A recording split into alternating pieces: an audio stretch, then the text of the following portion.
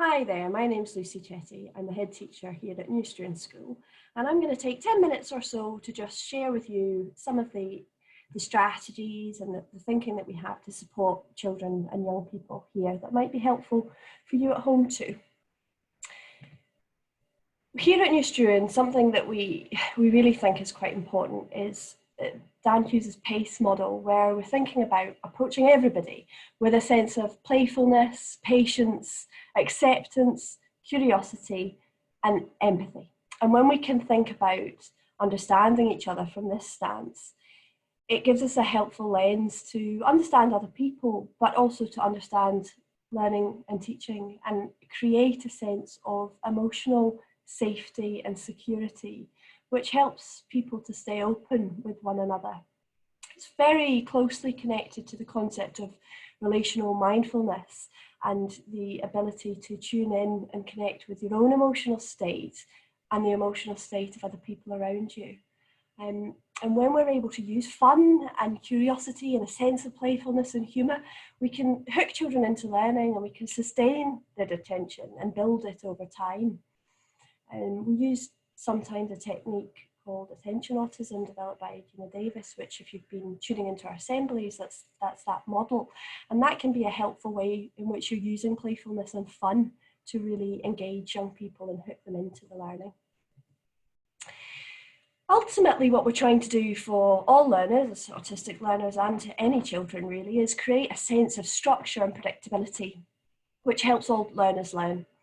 The use of sort of visual and concrete supports are also very helpful. They can support that sequential memory and the organisation of time. Particularly the organisation of time is poignant right now because that looks very different at the moment. So build a structure with what you can.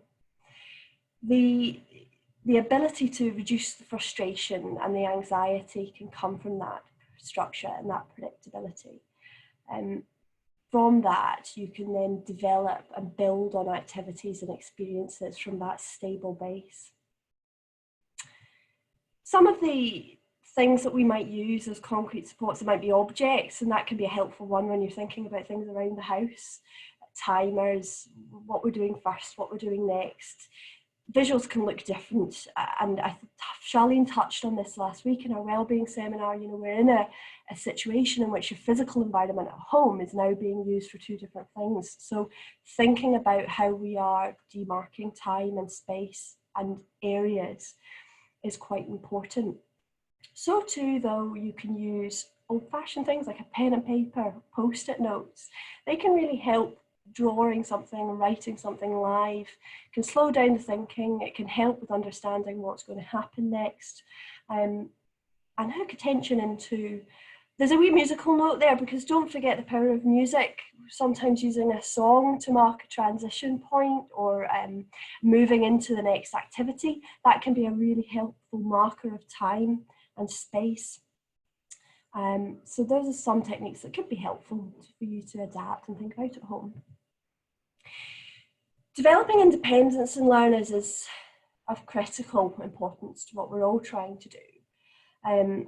I think we need to always be thinking about how the environment and how the objects or visuals that we're using are helping to promote the independence for the learner so that it moves from people to the environment so that we don't become part of that prompt and that need for that activity to carry on the way it is. When we're thinking about language, we need to think about positive language. We're using the words that we want children to do. We're not talking about what we don't want them to do. So keeping that positive focus is very important. And reducing the amount of language that we use. We're just using the key words so that we can focus in on what we need to think about. And go slow, giving time to think about how the learner's processing the information that's coming into them is quite important. Giving space and time for thinking is really important for all of us at the moment, but it's also very important for learners when they're learning. The ability to focus on the process of learning, not so much the doing. You know, we're thinking about what makes listening carefully or thinking carefully or managing to try something a different way, those really good learning behaviours are where we should think about focusing our attention and pointing them out to our youngsters when they're doing it. Recognising too that learning can look different for all sorts of young people. The pictures that you see there, that's our school, and some of our young people learning lying down in the middle of our corridor because that works for them. Movement breaks, that's a different type of learning. So you're thinking about learning in the wider sense, perhaps, rather than it just being about what you may think traditional learning may look like.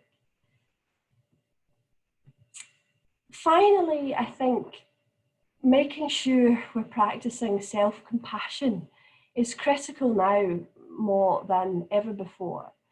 The acceptance of emotions, so that comes back to that PACE model and understanding you might feel a certain way one day, your youngster might feel a certain way one day, and that might change. It's not static, it's not fixed. There's an acknowledgement of feelings about how everybody is. Making sure there's a regular check-in that's focused around feelings, and that's not necessarily an emoji smiley face. That might be a conversation about what the feeling feels like inside your body, a bodily sensation, but building in places and spaces to check in and acknowledging that that's okay, that's how you're feeling, you're able to co-regulate in that space.